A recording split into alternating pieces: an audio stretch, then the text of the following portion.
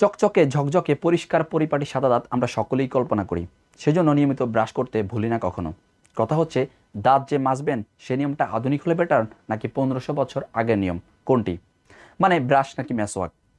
তো চলুন জেনে নিই দাঁতের যত্নে কোনটি বেশি উপকারী।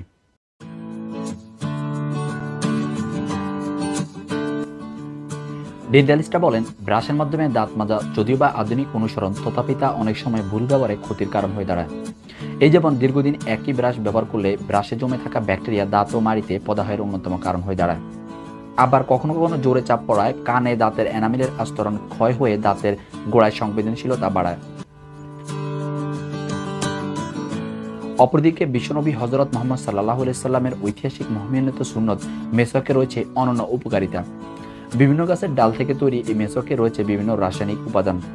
এই যেমন ট্রাইমেথিয়াল অ্যামিন, সালবাডোরাইন, অ্যালকারেট, ফ্লোরাইড, সিলিকা, সালফারাইড, ভিটামিন সি এবং স্ট্রল পদার্থ। তাছাড়া মেসওয়াকে আছে প্রচুর পরিমাণ ক্যালসিয়াম ও ফসফরাস, যা আমাদের শরীরের জন্য অবশ্যই প্রয়োজনীয়। মেসওয়াক জীবাণু ধ্বংসকারী অ্যান্টিসেপ্টিকের কাজ করে এবং এটা মুখের দুর্গন্ধ দূর করে। নতুন গবেষণা অনুযায়ী জানা যায়, মুখে এমন কিছু জীবাণু সৃষ্টি হয় যা প্রচলিত ব্রাশ এবং ফেস দ্বারা দূর হয় না। সেগুলো শুধুমাত্র মেসওয়াকের মাধ্যমে ধ্বংস করা যেতে পারে। তাই নিয়মিত মেসওয়াককারীরা বিভিন্ন রোগ থেকে বেঁচে থাকেন।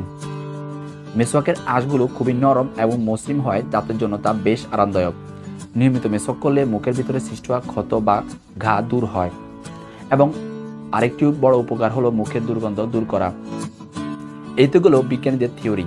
এবার আসুন দেখিনি মেসওয়াকের গুরুত্ব ইসলাম কি বলে। মেসওয়াক রাসূল সাল্লাল্লাহু আলাইহি সাল্লামের একটি অন্যতম সুন্নত।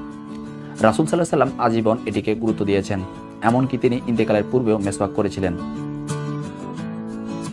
রাসূল সাল্লাল্লাহু আলাইহি সাল্লাম বলেন, আমার উম্মতদের উপর যদি কষ্টকর মনে না করতাম তাহলে তাদের প্রত্যেক সালাতের সময় মেসওয়াক করা ওয়াজিব করে দিতাম।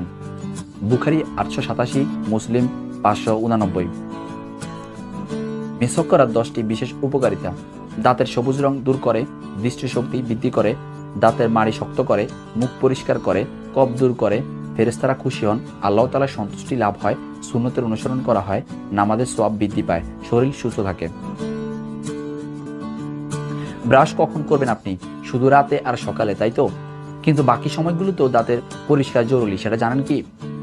এই জন্য নবী করিম সাল্লাল্লাহু আলাইহি সাল্লাম যা শিখিয়েছেন সেটা কিয়ামত পর্যন্ত উত্তম। আসুক যত আধুনিক কিংবা বৈজ্ঞানিক পন্থা, তারা দেখানোর পরটাই সবার উপরে। তবে ব্রাশ যে করা যাবে না তা কিন্তু নয়, আপনি চাইলে ব্রাশ করতে পারেন। আর সুন্নত হিসাবে মেসওয়াকটাই আগে। যে সময়গুলোতে মেসওয়াক করা সুন্নত: ঘুম থেকে উঠার পরে, উজু করার সময়, কোরআন তেলাওয়াত করার সময়, হাদিস শরীফ পড়া বা পড়ানোর সময়, মুখে দুর্গন্ধ অবিপন্ন হয়ে গেলে, জিকির করার আগে, ঘরে প্রবেশের সময়, সমাবেশের আগে, ভালো মজলিসে গমনের আগে, ক্ষুধা ও পিপাসা লাগলে, মৃত্যুর আলামত জাহির হওয়ার পূর্বে, সফর হতে প্রবর্তনের পরে, ঘুমানোর আগে। আপনি চাইলে মেসওয়াক কিনতে পারেন অথবা বাড়িতে যে কোনো ডাল দিয়ে বানাতে পারেন। তবে 3টি গাছের ডাল দিয়ে মেসওয়াক সবচেয়ে ভালো হয়: ফিলু গাছ, নিম গাছ ও বাবলা গাছ। প্রতিবার ভিজিয়ে কমপক্ষে 3বার মেসওয়াক করবেন। মেসওয়াক ফেলে রাখবেন না, খাড়া দণ্ডবান রাখা নিয়ম। মেসওয়াক করার 80টি উপকারের কথা এসেছে, সেগুলো জেনে নিতে পারেন। সবচেয়ে বড় ফজিলত হলো মৃত্যুর সময় কালেমা নসিব হওয়া।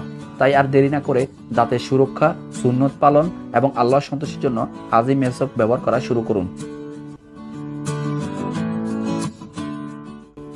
ডেইলি রুটিনে যুক্ত হোক মেসওয়াক। সুস্থ সুন্দর জীবন হোক আমার আপনার।